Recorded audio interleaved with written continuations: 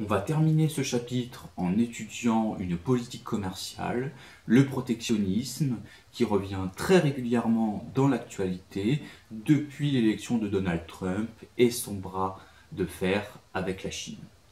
Tout d'abord, le protectionnisme, c'est une politique commerciale qui a pour objectif de limiter l'importation de produits et de capitaux étrangers, et ce afin de protéger l'activité nationale, la production nationale de la concurrence étrangère. Deux types de mesures protectionnistes existent. Les mesures protectionnistes qui agissent sur les prix et celles qui agissent sur les quantités. Parmi celles qui agissent sur les prix, la plus célèbre, la plus évoquée dans l'actualité, c'est bel et bien les droits de douane. Un pays décide d'augmenter les droits de douane sur des produits étrangers. Par conséquent, les produits importés, ces fameux produits étrangers, sont plus chers que les produits nationaux. Et le consommateur, très souvent, va donc les laisser de côté. Deuxième type de mesure protectionniste qui agit sur les prix, les subventions publiques. Les subventions qui proviennent de l'État et qui permettent aux entreprises nationales de baisser leurs coûts de production. Si les coûts de production baissent, pour rappel, l'entreprise pourra se permettre de baisser les prix et donc d'être plus attractive que la concurrence étrangère. Enfin, dernière possibilité pour agir sur les prix, le taux de change. Un État peut décider de baisser son taux de change, peut agir sur le taux de change afin que les prix à l'exportation, les prix des produits qu'il exporte baissent et le prix des produits qu'il importe augmente. Si le prix des produits importés augmente, le consommateur national n'achètera pas ces produits, et si le prix des produits exportés diminue, eh bien la consommation étrangère, la consommation en provenance de l'étranger va, elle, augmenter, ce qui va favoriser donc une balance commerciale excédentaire. Deuxième type de mesures, les mesures sur les quantités. Il y a parmi ces mesures sur les quantités, tout d'abord les quotas d'importation, qui consistent tout simplement en fixer une limite en termes de quantité importée, de quantité de produits importés. Autre type de mesures, les normes sanitaires, les normes techniques.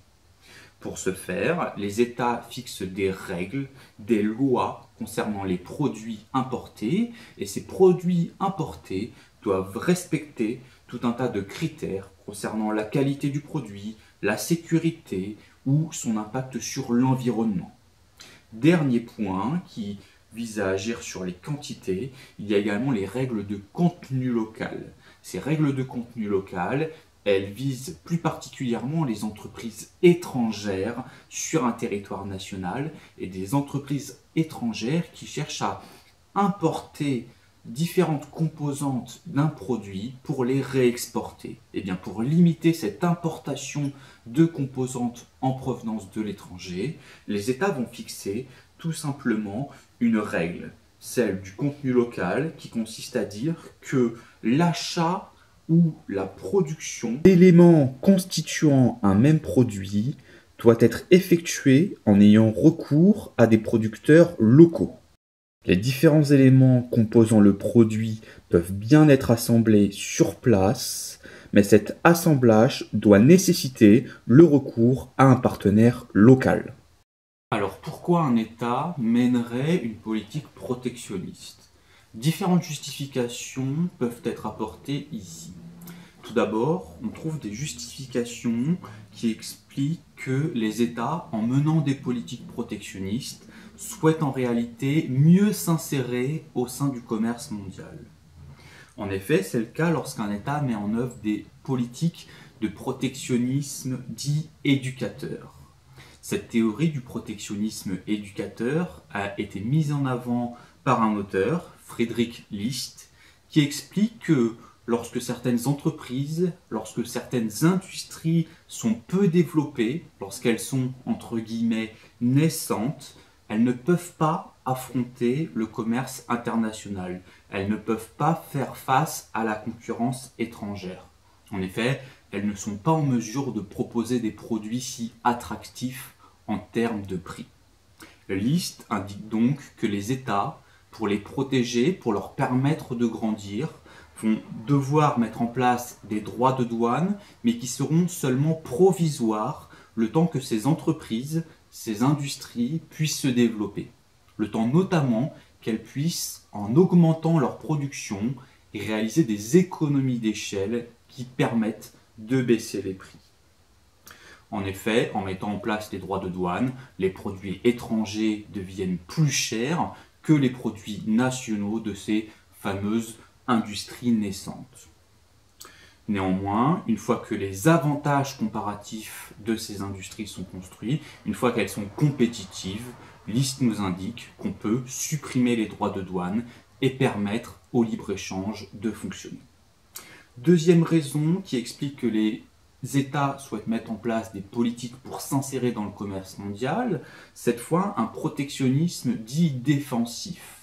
L'idée étant désormais de mettre en place des droits de douane pour protéger des entreprises et des industries non pas naissantes mais vieillissantes, des industries qui ne seraient plus compétitives et qui auraient besoin d'être protégées par des droits de douane le temps de se reconvertir, de se reconstruire, le temps de rétablir de nouveaux avantages comparatifs. Enfin, dernier point, les États peuvent mettre également en place un protectionnisme stratégique, l'idée étant, cette fois, de développer certaines entreprises, certains secteurs stratégiques pour qu'ils puissent faire face à des champions nationaux d'autres pays sur la scène internationale. Deux auteurs, Barbara Spencer et James Brander, prennent l'exemple d'Airbus. Les États européens, en effet, ont subventionné Airbus pour qu'il puisse faire face à un autre champion sur la scène internationale, le constructeur américain Boeing. Alors, autre justification du protectionnisme. Le protectionnisme peut également chercher à préserver des intérêts nationaux. Pensons directement au maintien de l'emploi. Lors du développement du libre-échange, on l'a évoqué précédemment, des emplois, notamment les emplois peu qualifiés des pays industrialisés, sont menacés. Eh bien, le protectionnisme peut chercher à les protéger en rendant les prix des exportateurs, les prix par exemple en provenance de Chine ou d'Inde, plus chers que les produits nationaux.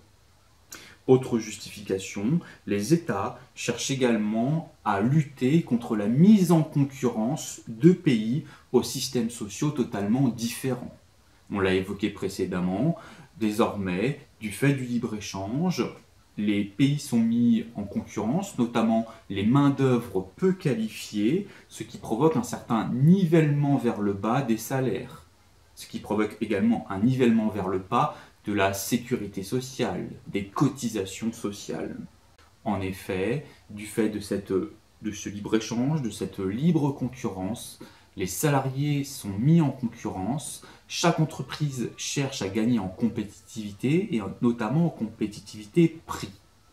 Ceci explique notamment le fait que certains États, certaines entreprises ont pu militer au sein des pays du Nord pour un abaissement des salaires, un abaissement des droits sociaux, du poids de la protection sociale ou encore du poids des cotisations sociales.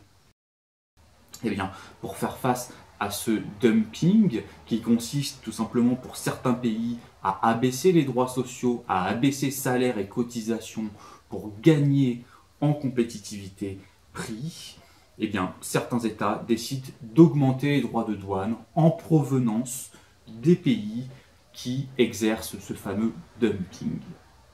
Deux derniers points, on peut évoquer également le protectionnisme en guise de représailles. Représailles contre un autre État qui exerce du protectionnisme. Et à cet égard, le conflit entre Chine et États-Unis est assez symptomatique. Enfin, il peut s'agir également, via le protectionnisme, de chercher à préserver des choix collectifs, des choix nationaux. En effet, d'un point de vue culturel, mais également sanitaire ou environnemental, certains États peuvent refuser d'importer certains produits qui ne respecteraient pas l'environnement ou qui pourraient être nocifs d'un point de vue sanitaire. Terminons en mentionnant les effets pervers de ces fameuses politiques protectionnistes. Tout d'abord, les politiques protectionnistes ont comme inconvénient d'augmenter le coût de la vie dans les pays menant ces politiques, de diminuer le pouvoir d'achat des ménages. En effet, les ménages ne peuvent plus profiter des produits peu chers qui leur été permis, qui leur été offerts grâce au libre-échange. Le libre-échange, en spécialisant les pays, permettait de profiter de produits disposant d'une forte compétitivité prix et de produits en provenance de pays qui disposaient d'un avantage comparatif, qui disposaient également d'un facteur de production abondant, comme la main-d'œuvre peu qualifiée, ce qui leur permettait ensuite de proposer des produits peu chers. De la même façon, les politiques protectionnistes vont nuire à la compétitivité prix des entreprises nationales. En effet, les entreprises nationales ne pourront plus importer des consommations intermédiaires peu chères. Le coût de ces consommations intermédiaires importées va augmenter. Je ne sais pas, par exemple, le pneu pour faire une voiture. Eh bien, si la consommation intermédiaire augmente en termes de prix, les coûts de production des entreprises nationales vont augmenter, ce qui va nuire à la compétitivité prix et va conduire de facto à une hausse de prix. Autre élément à mentionner, on peut évoquer le fait que, du fait de la baisse de la mise en concurrence, les entreprises vont être moins incitées à deux éléments. Déjà, premier élément, à réaliser des gains de productivité qui pourraient déboucher sur une meilleure compétitivité prix. Deuxième élément, les entreprises sont moins incitées à innover, sont moins incitées à gagner en compétitivité hors prix. Enfin, dernier point, on peut évoquer le fait que du fait d'une politique protectionniste mise en œuvre par un pays sur un autre pays, très souvent, l'autre pays va également mener une politique protectionniste de représailles. Ce deuxième pays voit ses exportations diminuer, eh bien, il va tout simplement se venger en augmentant également, par exemple, les droits de douane vis-à-vis du premier pays, pour que ce premier pays aussi voit ses exportations diminuer. C'est ce qu'on observe actuellement depuis l'élection de Donald Trump entre les États-Unis et la Chine.